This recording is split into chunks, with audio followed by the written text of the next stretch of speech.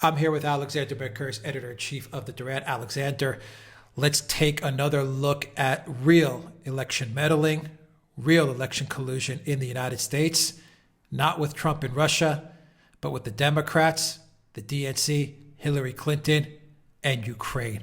We've covered this in a previous video. We've also highlighted the connections between Joe Biden, his son Hunter Biden, and Ukraine.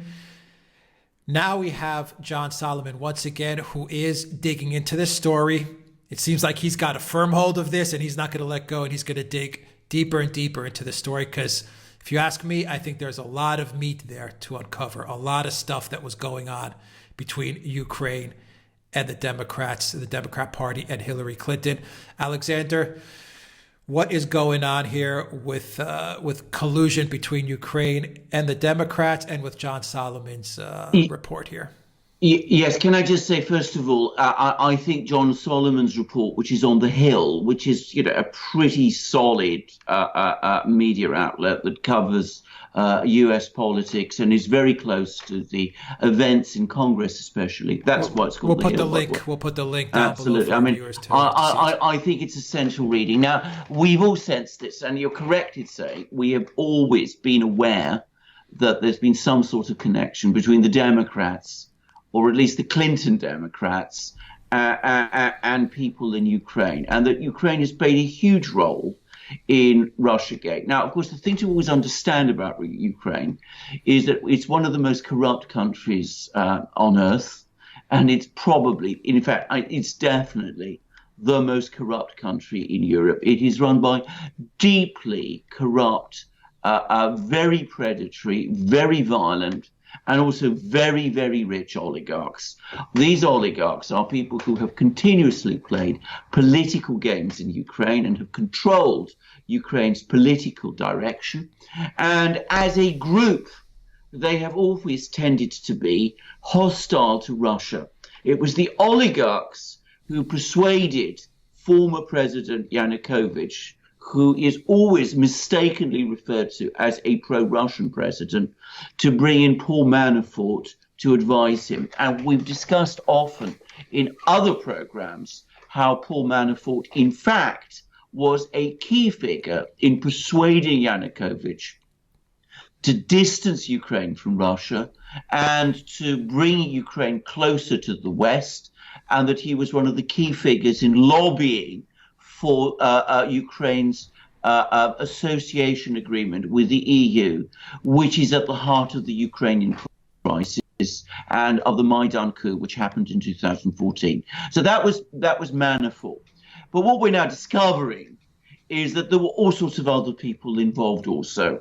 And, of course, the Podestas was there, and other people too, and that money was passing out of Ukraine towards the Democrats, and indeed also, it seems, towards the Clinton Foundation, and that the Ukrainians were also very heavily involved during the 2016 election, but importantly on Hillary Clinton's side. Now, I've explained that these oligarchs are anti-Russian. The reason they're anti-Russian, incidentally, is because contrary to what most people think, Putin is not a friend of oligarchs. He brought the oligarchs in Russia to heel. He smashed them. And they are afraid that if Russia gains influence over Ukraine, the same thing will happen to the oligarchs in Ukraine also. So they are very, very keen to avoid that happening. And they're constantly trying to distance Ukraine as far as they can from Russia. One of these leading oligarchs is, of course, Poroshenko, who is the president of Ukraine.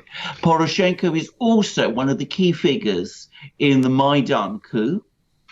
And he is also one of the most violent supporters of the war in the East against the people in eastern Ukraine who rose up against and in opposition to the coup. So he, that's to say, Poroshenko, wanted Hillary Clinton to win. And he would have wanted Hillary Clinton to win for a variety of reasons. Firstly, because the Ukrainian oligarchs have always had closer connections to the Democrats than they've had to the Republicans in the US. We see this with Hunter Biden and with the Bidens being involved in a big way in Ukraine. It's important to remember that the Maidan coup of 2014 happened when, under the Obama presidency, when Obama was president of the United States and when the Democrats were in control. And of course, from Poroshenko's point of view, and from the point of view of the other Ukrainian oligarchs, they must have been extremely concerned about some of the things Donald Trump was saying about the need to improve relations with Russia. So we have two stories coming out here.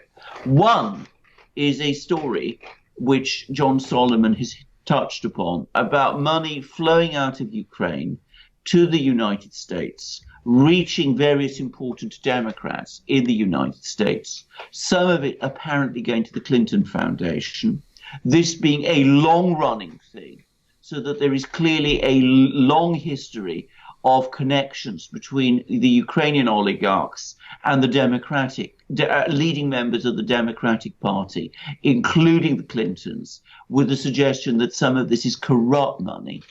And then the second thing is of the very active involvement of Ukrainian oligarchs, of Poroshenko himself as president of Ukraine, and of other people in pushing Hillary Clinton as president during the 2016 election, possibly, in fact, almost certainly be instrumental in spreading many of the stories about Donald Trump's supposed collusion with the Russians, and, which is the single most important thing, in my opinion, that John Solomon has hit on, with the various people in Ukraine themselves wanting to investigate all these connections as part of the general desire in Ukraine to deal with Ukraine's own corruption problem, but with the United States and the US Embassy and the Justice Department in Washington resisting Ukrainian investigations into all this corruption and into all this interference in the election. Obviously, because it is embarrassing, not just to the United States, but to certain very important political figures there, including, obviously, potentially the Clintons. So this is what John Solomon has uncovered. He's uncovered it by going to Ukraine, by speaking to Ukrainian officials, by talking to the Procurator General of Ukraine, by finding out what the previous Procurator General was going to do and how he was sacked. It is a huge story. If you want to find real collusion, as you said in the introduction to the program, you have it there. There was no collusion between Donald Trump and the Russians. There was no significant business connection between Donald Trump and the Russians. There was a crazy idea of Michael Cohen's to build a hotel in Moscow under the Trump name, but that never materialized into anything. By contrast, we have abundant evidence of very extensive and very corrupt connections between the Democrats and possibly Hillary Clinton and the Clinton Foundation and Ukrainian oligarchs. And we have more evidence of Ukrainian involvement in the presidential election of 2016. And we have further evidence, all coming from Ukrainian sources, of attempts by officials in the United States to obstruct investigation of those claims. Yeah, this is, I don't even know where to begin. This is such a huge story. It's huge. It's huge. I mean, it's in effect all the allegations that were made of collusion against Donald Trump. Times 10. Times 10. Times 10. Times 10, exactly. Because what you have here is you have Ukraine, which was working heavily to get Clinton elected. I mean, they were in Hillary Clinton's corner from Poroshenko all the way down. Yes. Trump ended up winning. Trump showed that he had no liking for Poroshenko or what Ukraine did. He made it pretty much public Yes. that he did not like the Yes. fact that Ukraine was pushing so hard for Clinton to get elected. Yes. And now it seems to me that you have Ukraine officials looking to try and get into the good graces of Trump and the Trump administration by saying, you know what, we have this information on Clinton and the Democrats. Do you guys want to investigate it? Indeed, sir. There's another dimension to this, which is very important to remember, which is, of course, that Ukraine itself is going through elections, and it is now a virtual certainty that Poroshenko, who was the president who orchestrated all of this activity, is going to be voted out of office on the 21st of April. So all these people in Ukraine are now looking hurriedly to cover their bases, both with Trump in the United States and with whatever new government emerges in Ukraine in a few weeks' time.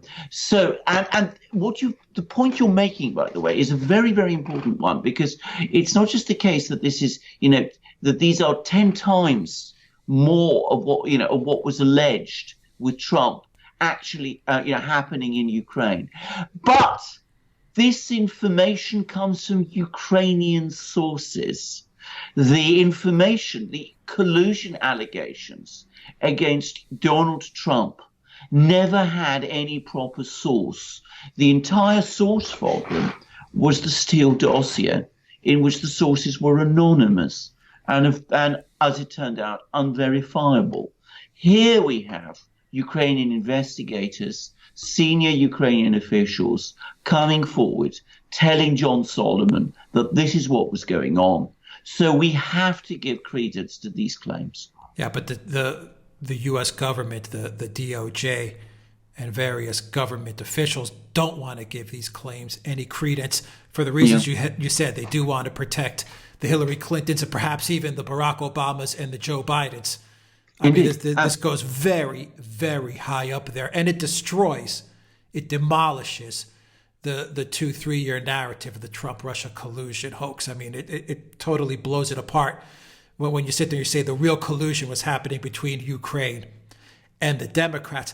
And Alexander, reading through Solomon's article and thinking in my head as to what was going on, you had a coup by the Obama administration where Joe Biden was spearheading it.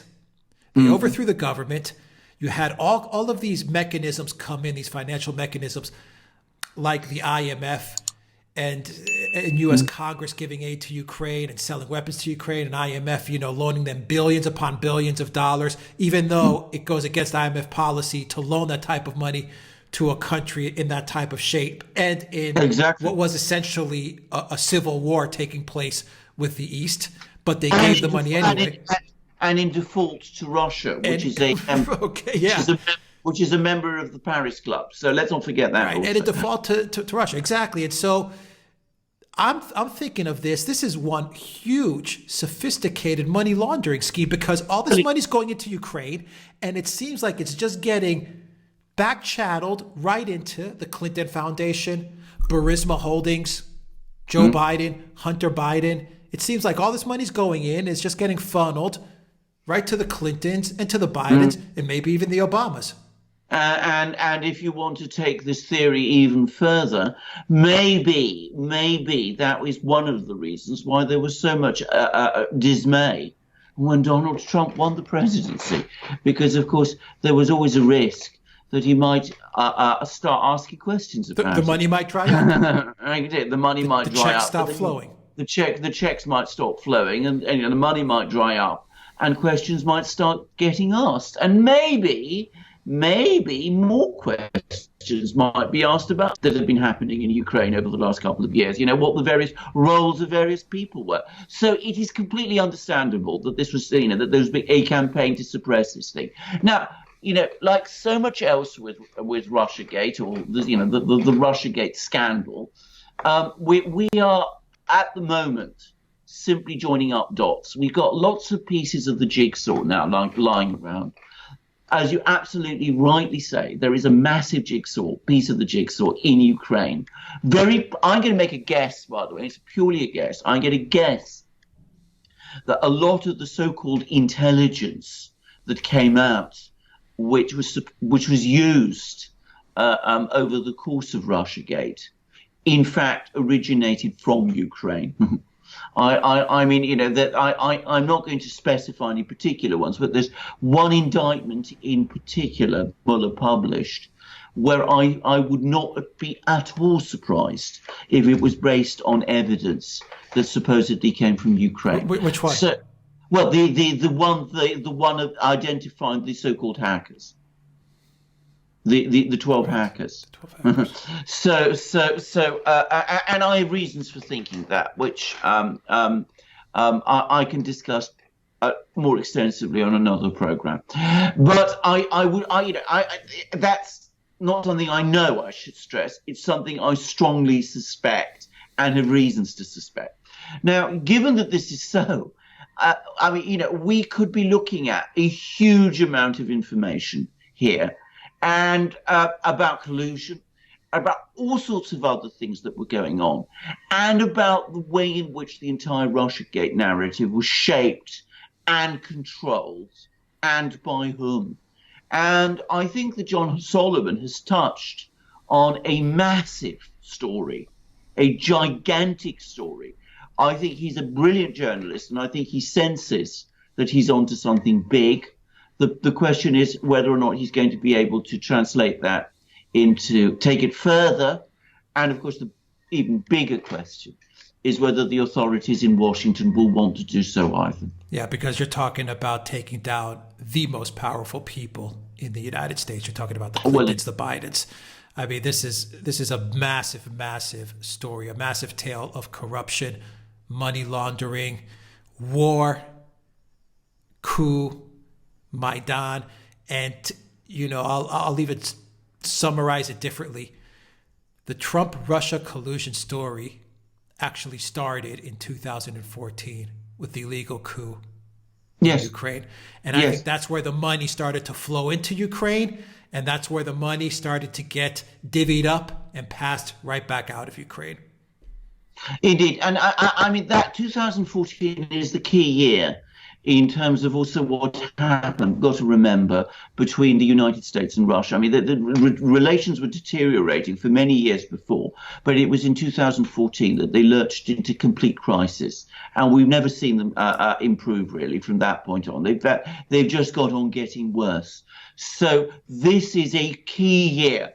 It's also the year when sanctions, the various sanctions wars, began to take off in a big way. And of course, they've now expanded to involve other countries as well as Russia. So 2014 is a key year in many respects. And if the blowback comes to hit in Washington, then that wouldn't surprise me at all. And it would be good if it did. It'd be good if we found out about whether it did, because I think there are so many questions now that need to be answered. I think John Solomon needs to be commended for a huge and important start, but we need to look into this much more deeply. Yeah, he needs to look much deeper, and you need to get more journalists to also examine what's going on. There's a money trail here too, something that's very big that the Trump-Russia hoax never had. I mean, we've got money from Ukraine into the hands of Hunter Biden, into the hands of the Clinton Foundation. Indeed. I mean, this is documented stuff that people need to dig into. Exactly. That's absolutely crucial. I mean, this is not, as it was with Russiagate, allegations spun out of air. This is real. There are people coming forward and they're talking. And as you said, there are money trails. And what did they say during Watergate? Follow the money. That's always a very good rule in investigations of this kind. And somehow the money always ends up in the Clinton Foundation. Well, it splashes around, but so a lot of it does seem to end there. A lot of it ends up there, especially the money that went to Ukraine. Yeah.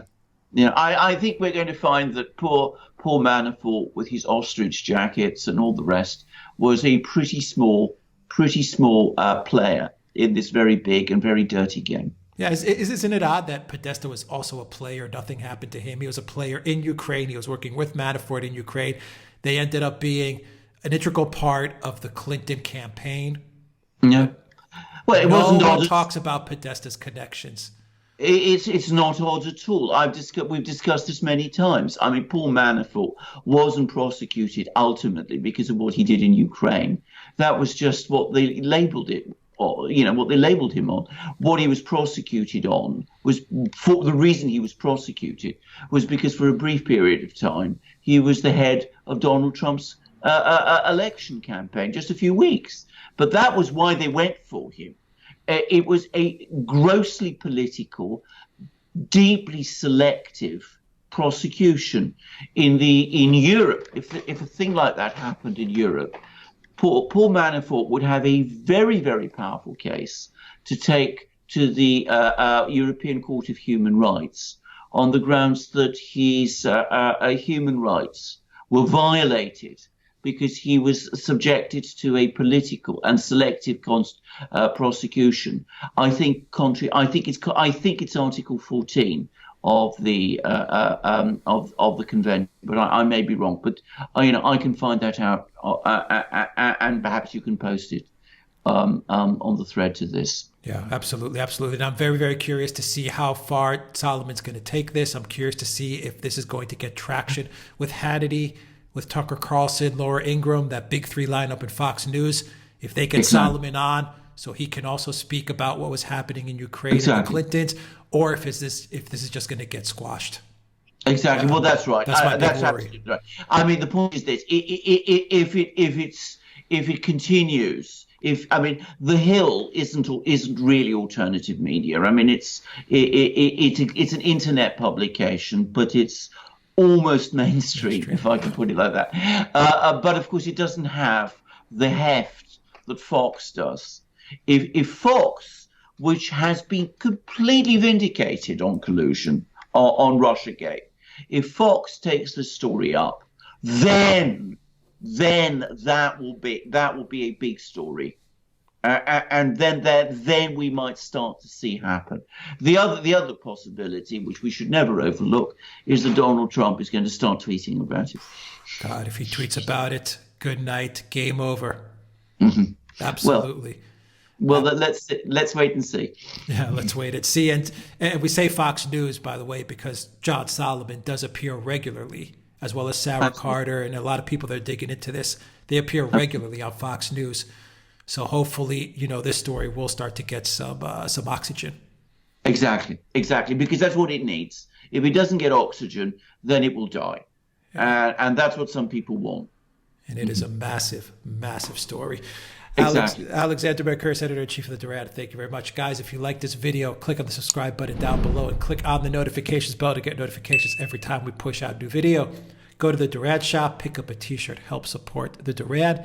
And in the description box down below, you can donate to us on PayPal and Patreon as well, especially with videos like this, which may get demonetized because of the subject matter that we are discussing. And of course, guys, you can get a copy of this video in audio format. Follow us on iTunes and SoundCloud. Don't forget, go to theduran.com and see all the articles that Alexander is looking up to every day. Alexander Mercouris, Editor-in-Chief of the Duran. Thank you once again. Until next time, everybody. Take care.